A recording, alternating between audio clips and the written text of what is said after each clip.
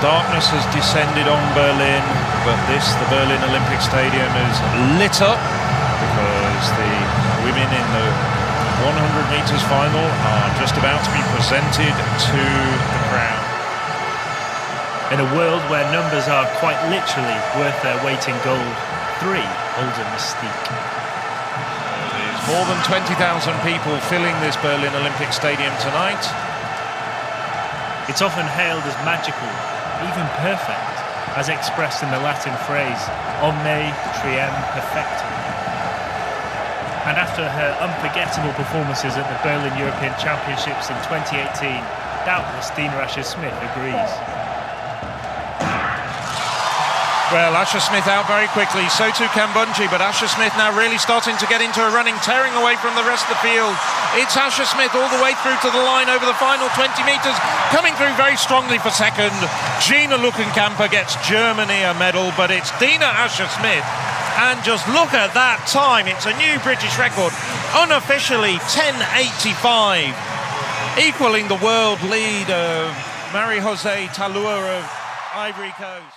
The British sprinting star took gold in the 100 metres, 200 metres and carried home her country in the final leg of the 4x1 relay to complete a memorable hat-trick. And when I crossed the line, I saw 10:85, which time I'm grateful that I've done more than once now. But at that time, 10:85 was a really big breakthrough. I just remember being like, oh my word, that's like a serious sprinter time. Like, that's like I can win Diamond Leagues, I can be a global medalist kind of time. And that was actually my first championships ever at a senior level doing the 100 metres, because I'd normally been like a 200 girl up until then. I remember, it was my first championships and I came out and ran a 10:8. I was so happy.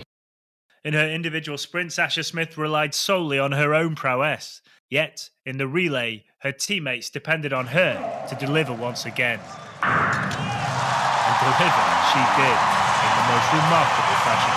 Well, Asher Philippoway very quickly, already trying to gain a little bit on Daphne Schipper, who in turn is up on the Swiss team. Good handovers from Great Britain and the Netherlands. Germany also running The British well team were fourth in that final handover before Asher-Smith came back at her Dutch, German and Swiss rivals to roar home to victory and complete a hat-trick of successes. Well, Dina Asher-Smith taking over in fourth, has a bit to do, but she's really rocketing down the home straight. Dina Asher-Smith is on her way to her third gold medal. Great Britain and Northern Ireland, the Netherlands and Germany. That's gold, silver and bronze.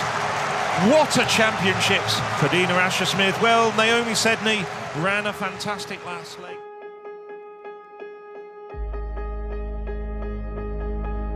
This is Ignite, a podcast series from European Athletics, telling the personal stories of athletes as they count down to Rome 2024. As the European Championships in Rome approach, followed by the Olympic Games in Paris, Britain's Dina Asher-Smith aspires to replicate her remarkable feats from Berlin, despite experiencing a series of highs and lows in the intervening years. She seeks to once again savour the emotions of standing atop the podium, crowned as the Queen of European Sprinting.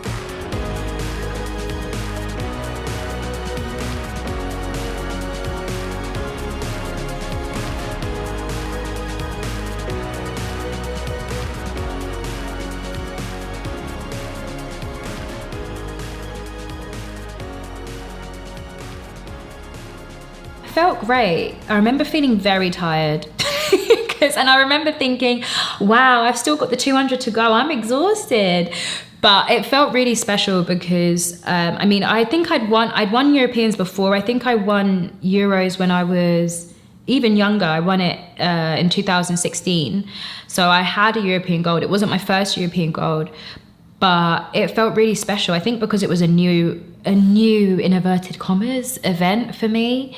And I'd run an amazing time, I'd performed under pressure, and I was just so happy. But I do remember being on the podium and taking in the moment. My parents were there, everybody was there, it was so great.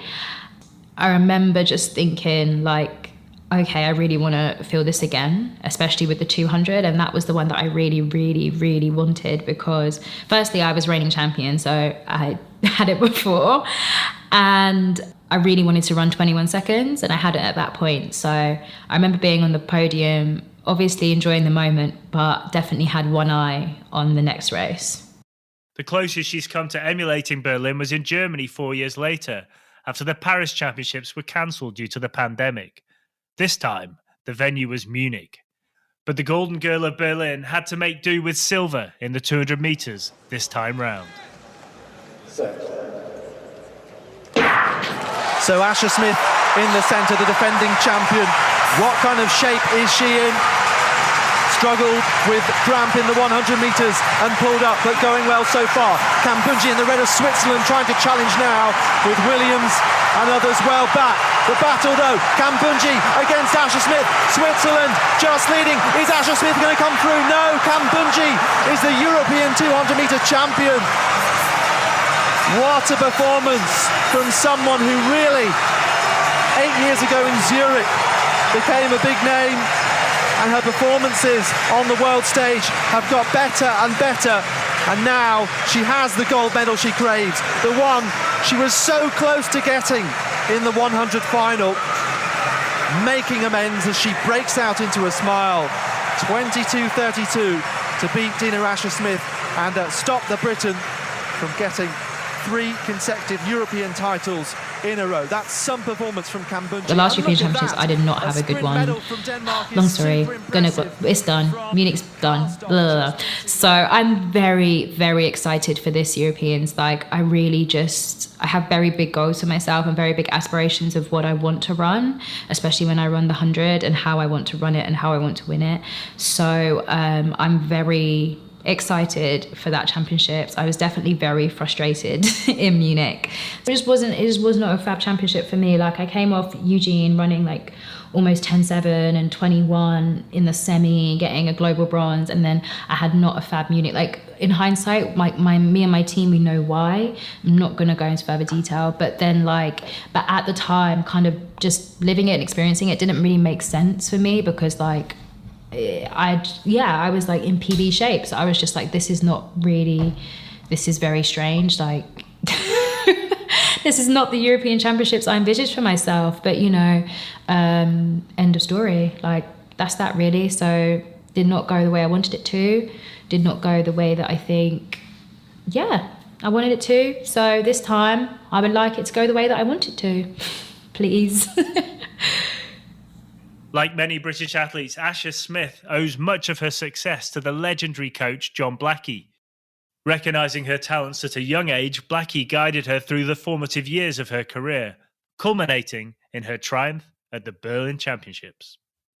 I've always said that I'm just so lucky to have met John. Like, he absolutely changed my life. Like, I was so lucky to have somebody who was so selfless, so obviously so intelligent and so good at what they did, but also had integrity and is so selfless, and set me up with lots of key skills, not only for athletics and sport and how to navigate that and perform under pressure and all those boring sporty headlines, but also as life, as a young woman, how to treat people that you work with, and just really, because I was with him from when I was 8 years old. He really molded me into the person that I am today. And even though now I've very recently just moved, when people like talk to me about John, I have absolutely no qualms or hesitations in underlining how I would not be here today without his hard work and the skills and the characteristics that he's instilled in me. Because I do think I'm always going to be his athlete, just as I'm always going to be an athlete of Edric Floreal. Like, I believe that it's a journey and you learn from each place that you've been. So, for me, I'm just, so grateful for John. I love John to bits, and he's probably more like a member of my family at this point than like a past coach. But it's very difficult to put into words or a neat soundbite how much he's just impacted my life and how grateful I am that I met him and that I happened to rock up to that cross country that day. And I was very fortunate that he was like, please come and sprint. I was like, thank you for taking me away from the mud. And now with a new approach to her sprinting, Asher-Smith has relocated to Texas in the United States, where she bids to give her career a boost and deliver more medals. And it's a rather fitting move, the Lone Star State, for an athlete who's chosen a sport which is all about the individual. Yeah, I'm really excited for both the Europeans and the Olympics this year. They're very big. Obviously, the Olympics is, I was about to say, it's a very big mark on my calendar, but obviously that goes without saying, both Europeans and Olympics are huge markers on my calendar this year. And Ingebrigtsen Floreal, he's just got so many athletes that have done incredible things in the past. Like when you look at his resume, he's had world record holders, Olympic gold medalists, Olympic finalists, blah, blah, blah. And whether they did that with him or they've done that under 4 or 5 years of his tutelage when they were in their collegiate days, I think that his resume is just incredible. It's one of the ones that I think when I was doing all my research, it was really kind of one of the ones in sport that, well, the sport that we don't necessarily highlight too much, which I was like, I was astounded to find out like who had trained under him at some point. Like it was insane. So I'm really excited to follow the season and see my development. We're definitely pushing, I think for me, it's pushing the ideas of what I thought I could do and what I was capable of, because obviously I've been inside my body for a while, which sounds crazy, but I have, obviously. But he's come to me with like a fresh set of eyes. So he is seeing all these things that I hadn't even really considered for myself. Like if you told me this time last year I was going to split a 51 400, like a 4x4 leg, and be happy but also annoyed that I didn't like take it out a second quicker because I could have made a second up, like I would have laughed at you, because I was very happy doing the 4x1.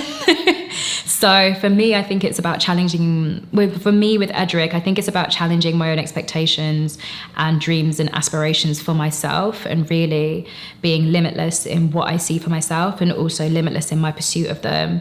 And it's going to be very exciting. So as she prepares for the European Championships in the eternal city of Rome, the question remains, can she replicate her Berlin success before heading to the Olympics? I love Rome. I love doing the Rome Diamond League. That stadium is beautiful with all the statues in the warm-up area. I think they just had it resurfaced. And the football stadium is so historic. And Rome is like a beautiful city anyway. Like everybody's really excited that Europeans is in Rome. We're like, oh no, what a shame. I have to go to Rome for a few days before the Olympics. Oh no, woe is me. It's going to be great. And Europeans is huge. I think that it is one of our favourite championships because track and field is so popular and so loved in Europe. And when you're inside the stadium at European Championships, the kind of atmosphere can feel very much like a World Championships, like with the passion from the fans and the calibre of the performances. Like it's tough to be a European champion is not easy.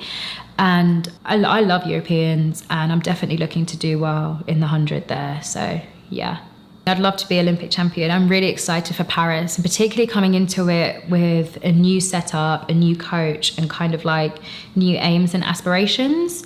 I'm really excited to take, a slightly different mindset towards things and just really try and do something incredible. So yeah, I'm truly excited for Paris. Again, like European Championships and a European Olympics, like we're very, very, very lucky to have these two humongous events as European athletes. And it's definitely going to be something that we're all just going to look to be hugely successful in, And I know that lots of my friends from home can easily like watch both of them. So yeah, that's great for me as well. But whatever happens, she knows success isn't always easy to come by, with so much happening around athletes as they prepare to run their way into the history books. Half the time, especially at Diamond Leagues, like you'd be shocked. The first thing I always tell athletes that, like, particularly if they're about to make that transition from good junior or good kind of just getting into professional to being a regular on the Diamond League circuit. I'm like, guys, you got to be ready for anything. And they're like, what do you mean? I'm like, you know, all this nice time at championships that you get to prep and it's all orderly and stuff. Diamond League, they'll rush you on the track. Mondo breaks a world record. You got to stand there and wait. You're getting cold or you're getting too hot.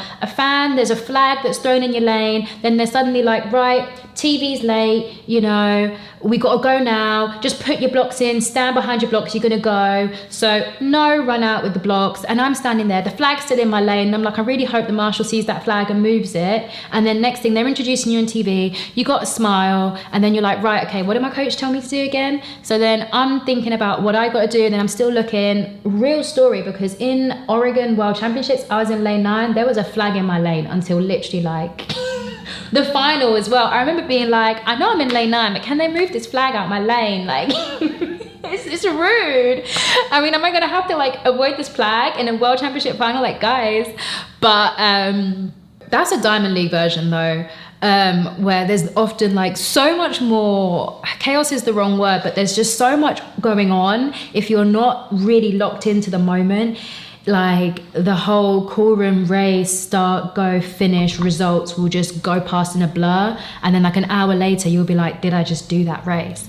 So yeah, sometimes when you're on the blocks, you're just very, especially if it's a Diamond League, you're trying to focus because there can be a lot going on. The crowd can be noisy. You have to remember, like, okay, as a starter, is it a man or a woman? Like, whose voice am I listening for? Because particularly when you're in Rome, actually, Rome is probably the loudest European stadium. Like, it's so loud, like, and Rabat as well. Like, you have to be on the blocks and be really listening because the crowd is talking through your start. So there's always a lot going on. But the normal version, a World Championship final, Olympic final, that kind of version is actually much more clean cut, because, you know, that one, that it's a bit more, the time's a bit more protected. So for me, as I said before, I have cues kind of going into the race, but whether, if I'm tired, then it's really focused on picking myself up and making sure that I truly commit and give absolutely everything I have. Like every drop of anything I've got goes into that race, that start, and setting up the best run that I can be. But if I'm kind of a little bit anxious or something, it's about calming me down, making sure that I'm fluid, making sure that everything is deliberate but like controlled, and that I'm not going to get flustered by anything that's going on around me. So I make sure that I stick to my race plan. So it can be one of those two emotions or things, whichever one it is. I have like a little routine that I do going into the blocks. I can do it with my eyes closed. I tread on the blocks, make sure they're in the ground, because so you know they don't slip, because as I said, I'm clumsy. So tread on them, make sure that they don't move, because that would be an incredible Dina thing to do, even though it hasn't happened yet, touch wood. And then get into my blocks, make sure that feel primed like a little coil, and I'm ready to go. And then I kind of pick a point on the track and zone out. I try to not like listen for the gun. I just try and think about what I'm going to do in 3, 4, 5 steps time, because I find that you're actually a quicker starter when you just feel, especially the first few steps, you just feel it and you just go, as opposed to trying to overthink something unless your coach has given you a specific cue for the first few steps. So typically I will try and be thinking about what I'm doing at 10 meters or 30, 40 meters, and I just focus on getting there, and then I start thinking about my cues. That's particular to the 100 though as well, because I just think it's easier to focus on something slightly further down than the first bit, because that's always like a lot going on, as I said, with the examples from the Diamond League and flag in the lane. And typically I am very focused though. Well, Asher-Smith out very quickly, so too Kambundji, but Asher-Smith now really starting to get into a running, tearing away from the rest of the field. It's Asher-Smith all the way through to the line over the final 20 metres, coming through very strongly for second. Gina Luckenkamper gets Germany a medal, but it's Dina Asher-Smith. And just look at that time, it's a new British record, unofficially 10:85, equaling the world lead of Marie-José Talua of Ivory Coast.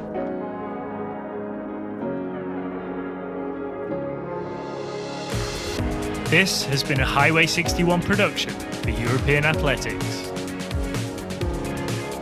Full details for this series can be found in our show notes, but also visit european-athletics.com for all the latest news and ticket information ahead of Rome 2024.